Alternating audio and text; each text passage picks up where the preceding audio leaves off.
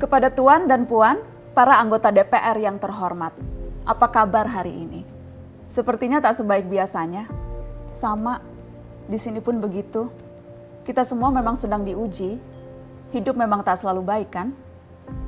Seperti kami-kami ini, Tuan dan Puan juga mungkin lebih banyak bekerja di rumah. Kalau lihat siaran sidang atau rapat terbuka di gedung DPR sekarang sih kelihatannya banyak kursi yang kosong. Tapi biasanya juga kosong kan ya?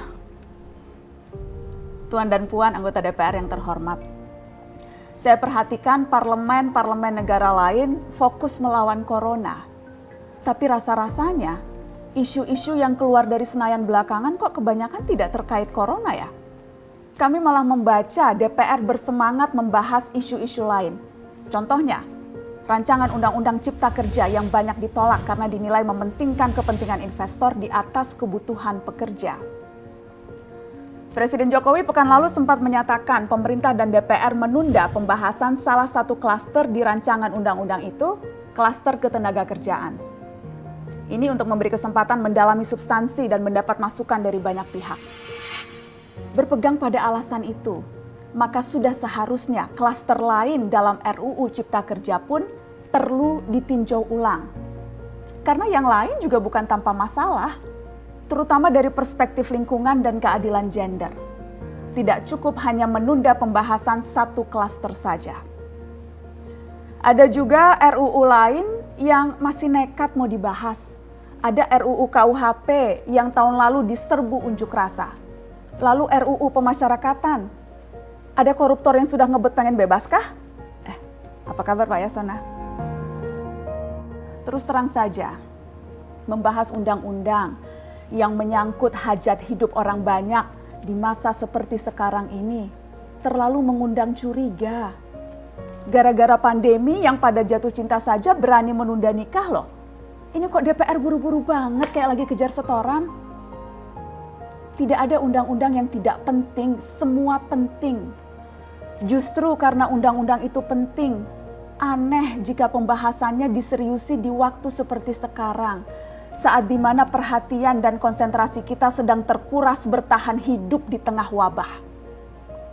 Produk hukumnya pun berpotensi cacat bila tidak memenuhi ketentuan dan rasanya belum ada aturan pembahasan RUU secara virtual. Jika ngotot menuntaskan Omnibus Law atau RUU KUHP atau RUU pemasyarakatan, jangan salahkan jika ada yang menilai DPR tidak menjadikan perang melawan corona sebagai prioritas. Saya percaya setiap tindakan dan keputusan di masa krisis mencerminkan skala prioritas. Atau memang inikah prioritas wakil-wakil rakyat kami saat ini?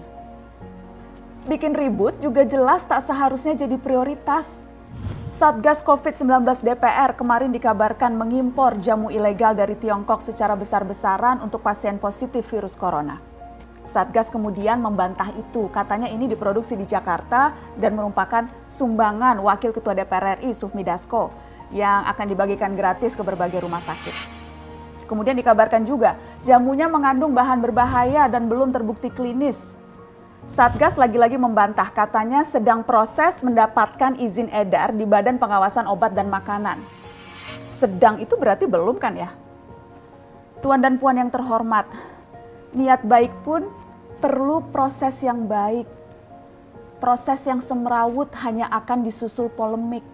Sementara sekarang kita sedang banyak-banyaknya menaruh harapan kepada negara. Tindak tanduk DPR salah benarnya akan selalu dilihat. Makanya sempat ramai juga warganet mengkritik Satgas COVID-19 DPR RI yang berfoto mengenakan APD saat hendak berkunjung ke rumah sakit darurat Wisma Atlet menyerahkan sumbangan DPR.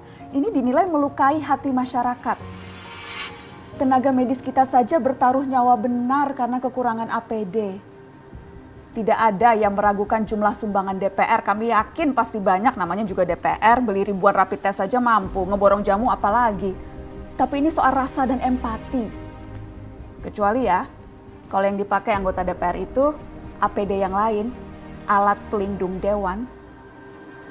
Salam hormat dari kami yang kalian wakili.